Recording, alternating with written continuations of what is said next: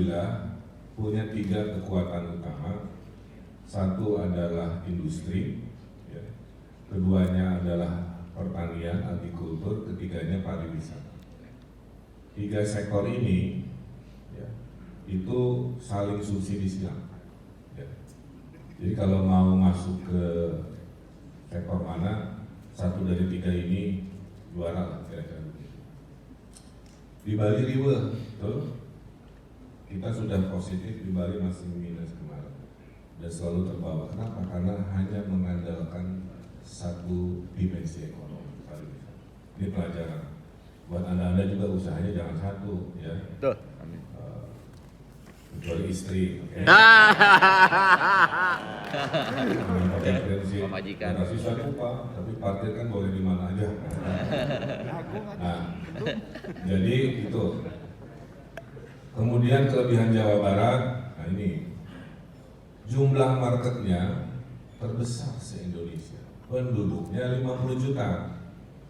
Pada saat nanti kelas menengah naik, ya, kamu bisa jualan apa saja ke 50 juta manusia.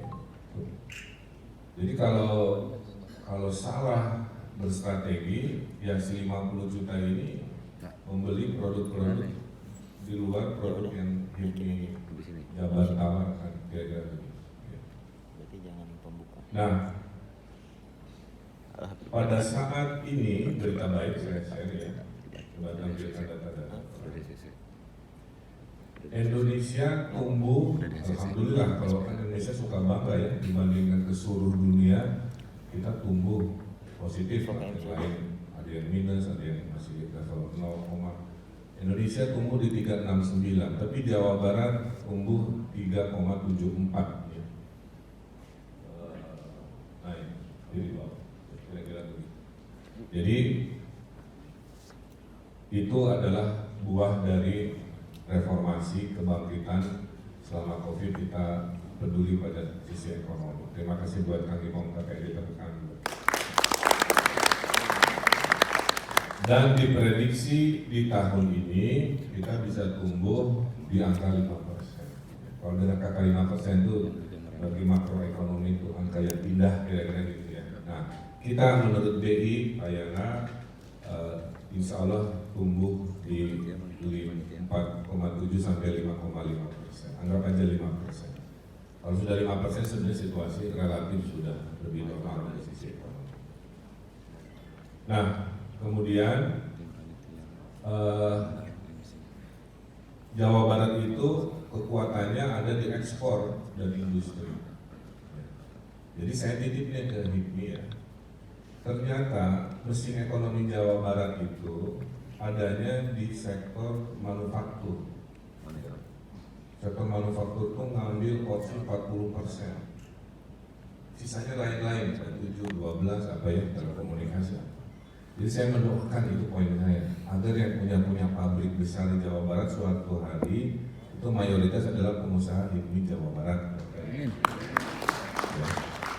Harus berani naik kelas ke situ ya, dorongan doa dari saya. Kenapa?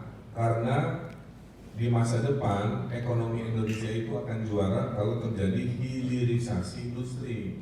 Jadi kalau sekarang dapat cuan-cuan cuma ngekspor mentah-mentah gak ada masalah, tapi kayak maaf ya, kayak jualan kopi mentah dengan jualan di Starbucks ya, yang ini cuma berapa ribu, di Starbucks udah 40.000 kan beda tuh angkanya.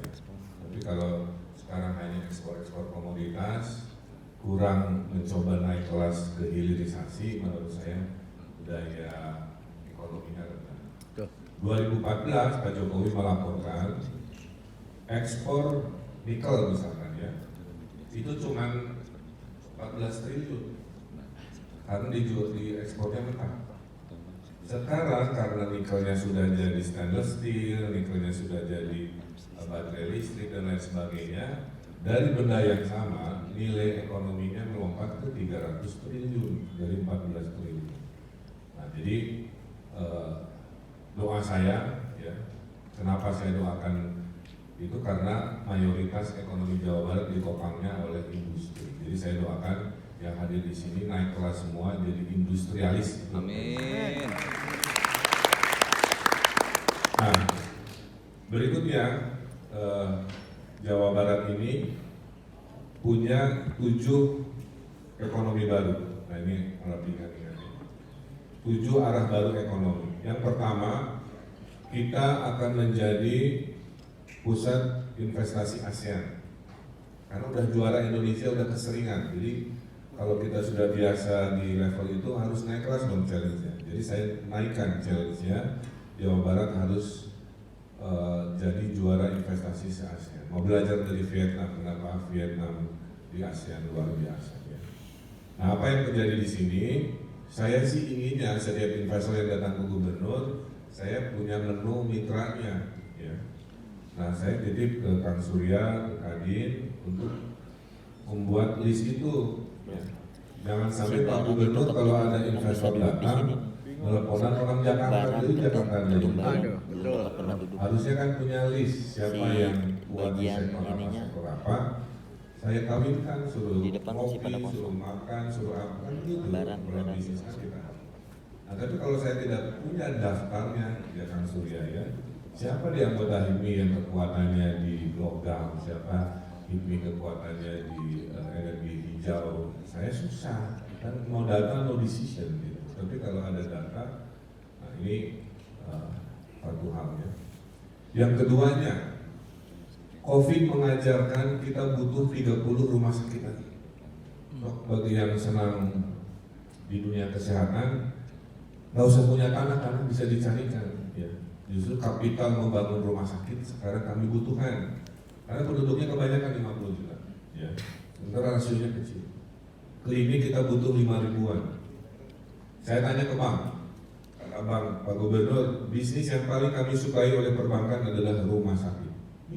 Kenapa? Balik modalnya cepat, karena ada BPJS, jadi pembayarannya dipastikan dihitung berapa pasien dan sebagainya. Ini saya tawarkan ya, supaya apa? Kalau nanti ada pandemi lagi, infrastruktur kesehatan Jawa Barat rasionya sudah baik.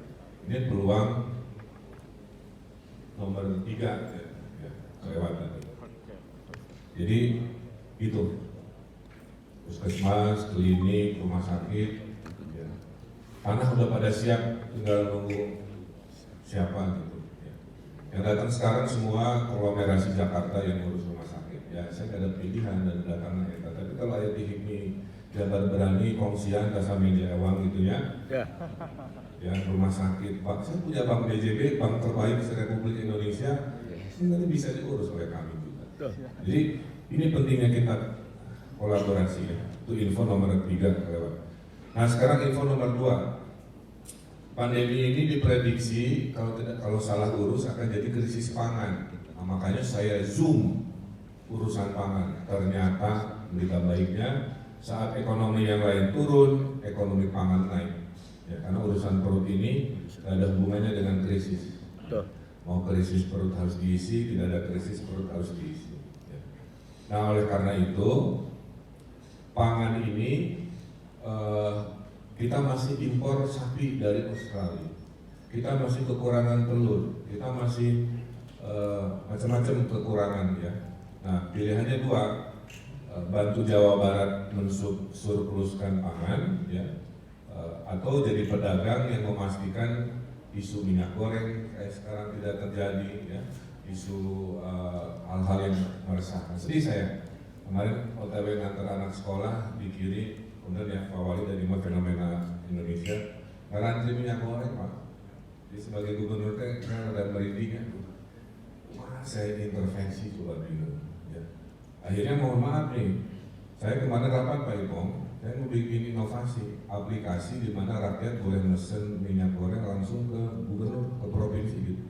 Jadi gubernur memitigasi jadi distributor tapi dipastikan itu nyampe ke rakyat, dikirim ke RW masing-masing, sedang kami konsepkan. Yang harusnya tidak terjadi ya kalau sistem ekonominya lancar. Tapi di masa krisis saya harus melakukan itu. Seperti waktu COVID, banyak kena COVID ya, apalagi ya memang tadi terkenal di awal. Klaster pertama. Mudah-mudahan tidak menutup diri klaster terakhir ya. Coba saya absen dulu. Acungan tangan di sini yang belum pernah kena COVID. 40%, berarti 60%-nya pernah kena COVID. Saya belum pernah loh. Jadi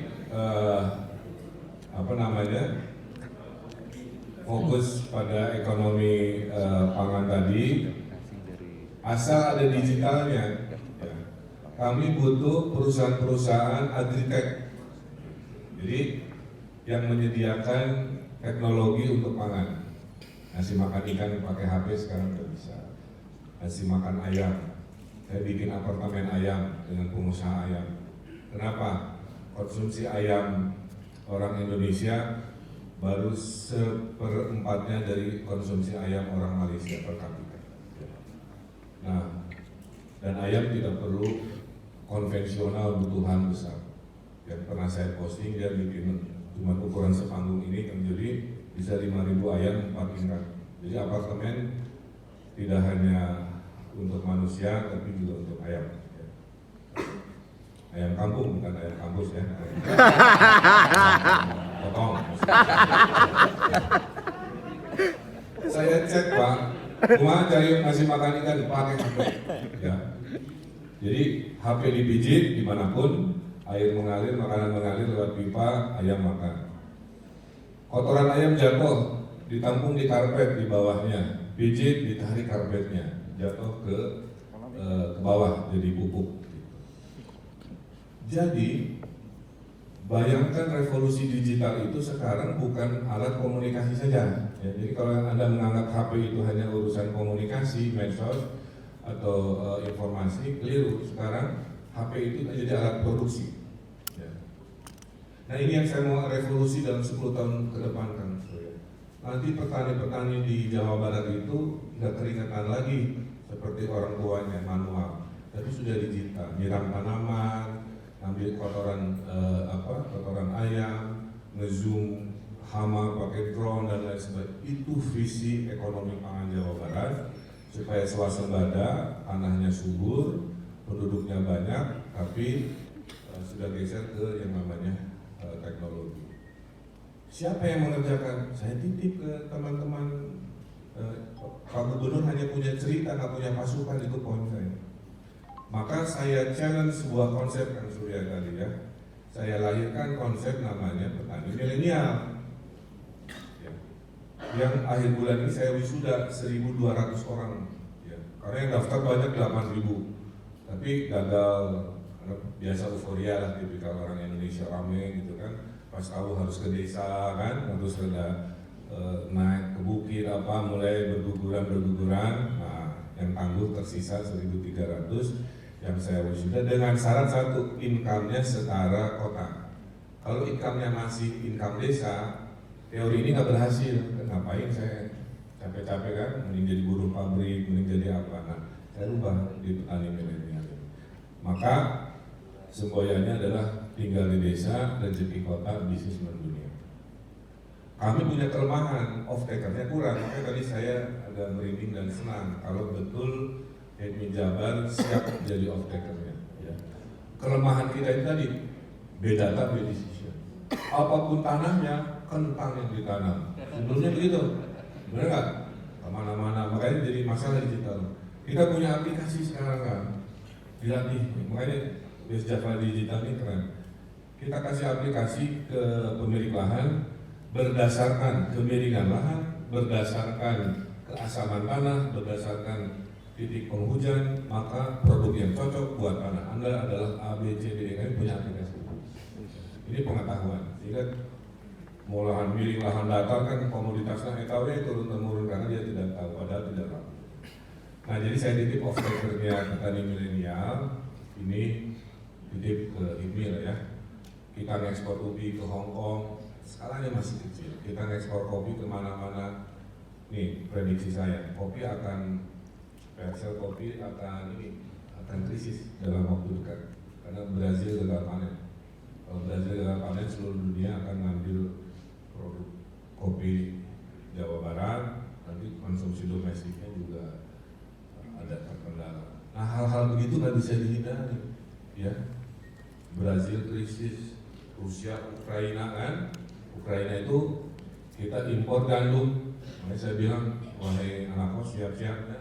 Di sini mie instan naik kan gitu gara-gara Ukraina diserang. Ya jadi tidak bisa dihindari. Makanya saya lihat kan Surya ya, cara kita dapat opportunity kan dua, menciptakan yang tidak ada menjadi ada dengan imajinasi ya, atau melihat masalah, oh kemacetan berarti tiba-tiba di tukang bakpao kan kemacetan. Itu contoh, jadi dari problem keluar opportunity atau dari nol sama sekali melahirkan peluang.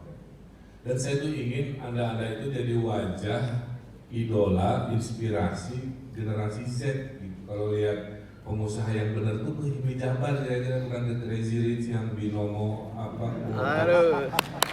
Ya, jelas. Pamer-pamer pesawat jet, ya kan namanya Lubatur gitu kan. Jadi pengusaha itu ada dua kategori, yang masih butuh pujian manusia, ya, pamer-pamer supercar gitu dan sebagainya, atau yang tidak perlu dipamerkan, yang penting rekening bank terus naik, mendung. 50 atau apalah gitu, harusnya begitu, ya. Supaya orang tuh melihat bahwa kesuksesan ada kerja keras, bukan instan-instan. Kan terbukti ya, sesuatu yang kadang-kadang terlalu meroket itu di luar logika pasti ada sesuatu, dan hari ini kan terbukti seperti itu. Nah itu ekonomi pangan saya titip ya. Terbagi dua. Kalau tengah ke utara itu pangannya yang lahan datar. Kalau tengah ke selatan pangannya itu banyak kelautan, lobster, ya, yang bikin ramai itu kan Jabar Selatan. Ada 10 kotak udang, ya, tambak udang, satu pesantren di Jabar Selatan, tiap 3 bulan income-nya 1,5 M. Kalau dibagi per bulan 500 juta. Padahal panjang pantai Jawa Barat ada 400 km. Jadi ada yang senang ikan, perikanan, yuk dengan jawab gubernur orang mau motoran, saya tunjukkan lahan-lahan Widuiden kan gitu ya. Dengan contoh si pesantren itu yang hebat. Kan 500 juta per bulan, cuma 2 hektar, luar biasa. Ya. Jadi banyak sekali di Jawa Barat itu kalau urusan pangan. Kemudian ekonomi yang keempat, manufakturing tadi, yang doa saya buat kamu jadi industrialis ya, harus dari sekarang. Minimal dari IKN dulu lah, punya industri suppliernya, lama-lama punya pabrik sendiri. Kemudian yang kelima, digital ya. Jawa Barat 5.300 desa, tahun ini kita install 5.300 laptop di balai desa supaya warga desa bisa e-commerce. Terus tadi sudah saya terangkan digital bukan alat komunikasi kan saja, tapi alat produksi dan seterusnya. Nah yang keenamnya adalah ekonomi hijau. Kalau bisa ada HIPMI yang berani masuk solar panel sekarang akan jadi kewajiban. Karena 2050 ya Indonesia itu harus net carbon. Jadi bensin batubara itu sunset ya, belum hilang tapi itu akan turun. Semua akan tergantikan oleh energi terbarukan. Makanya bisnis dari sekarang pelajari tuh bisnis tenaga angin, tenaga air, panas bumi. Jawa Barat baru 10% ya yang panas buminya dipanen dan seterusnya. Kita lagi dengan Masdar bikin floating solar panel di air, kemudian mewajibkan pabrik-pabrik atapnya pakai solar panel, itu bisnis semua ya, dan terusnya. Saya sudah pakai mobil listrik, bulan depan mobil pertama keluar di Karawang dan seterusnya. Nah yang terakhir, peluang yang ingin saya sampaikan nomor 7, pariwisata. Orang kaya berpariwisata, orang tidak berpunya juga berpariwisata. Jadi pariwisata nggak ada matinya sebenarnya. Hanya gara-gara pandemi dikunci gerbangnya gitu kan. Nah sekarang karena Omikron ini tidak sedahsyat Delta, maka akan persiapan endemi tadi, akan siap-siap proklamasi buka masker kira-kira begitu ya. Karena kalau Delta tingkat parahnya 13 kali lipat dari flu. Kalau Omicron hanya 2 kali lipat. Jadi nanti kalau Anda kena Omicron, ya udah istirahat lah ya. Nanti 3 hari telepon lagi. Pada sembuh semuanya. Jadi sekarang Jawa Barat juga sembuhannya 2 kali lipat dengan kasus baru. Makanya yang saya monitor hanya rumah sakit. Nah, si pariwisata ini lahan negara banyak sekali. Billy, ayah, pengusaha HIPMI, pengen punya kayak Ciater, pengen punya kayak Great Asia Afrika, pengen punya glamping di pinggir sungai, pengen mengelola perkebunan teh, untuk pariwisata. Di saya ada banyak data, ada ratusan. Kalau Anda terkait, saya ingin Anda masuk ke situ, ya, karena peluangnya banyak sekali. Karena lahir turisme baru namanya selfie economy. Orang mau bayar, jadi basis income-nya itu ya bukan dari makan minum, tapi dari tiket. Jadi minum bisnis modelnya itu dari tiket. Nah, ini banyak sekali. Saya punya air terjun 400 tuh, ya. Kalau tiap air terjun dibikin tempat-tempat yang, nah ini salah satu yang akan dikelola. Kalau ada yang tertarik silakan, ya. Tapi konsepnya harus selaras dengan dari Pak Gubernur. Ini bisa turun tebing. Jadi itu ya pariwisata. Dan laporan dari PHRI, dari seluruh republik ini, hotel turun semua, kecuali satu kota, Kota Bandung. Saya kalau berdiri hotel sekarang, Bandung dibandingkan seluruh kota serepublik yang naik okupansinya ini. Gubernur ini ditolak, booking kamar 2 kali. Kita Pak Pino, aduh, tadi itu Pak Pino. Antara senang dan gehelnya. Jadi kan mau staycation sama istri terjadi. Nah, jadi itu ada hikmahnya. Saya kira itu ya. Saya harus ke acara yang lain, tapi poin saya ada 7 peluang. Saya pemegang data, organisasikan oleh Surya, strength-nya apa. Nanti saya bagi-bagi datanya. Termasuk isu Rebana ya.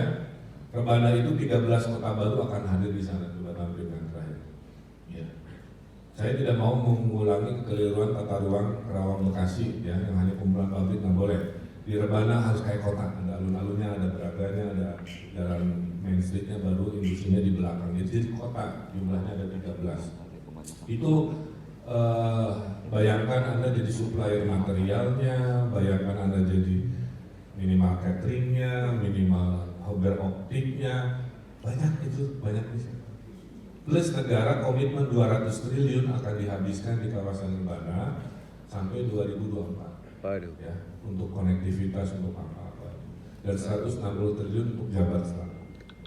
Nah, saya kira itu mungkin ya, di sini the future of West Java ada di sini.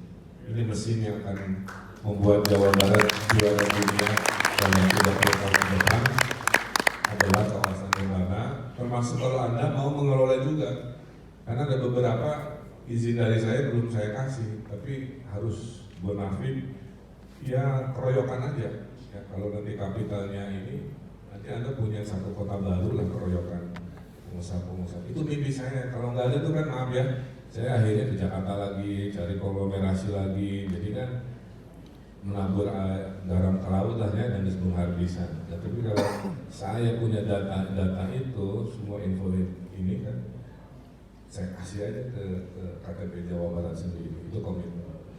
Ya, saya kira itu informasi yang bisa saya share dengan mengucap Bismillahirrahmanirrahim. Dengan ini rapat kerja daerah 2022 dari BPD HIPMI Jawa Barat secara resmi saya buka.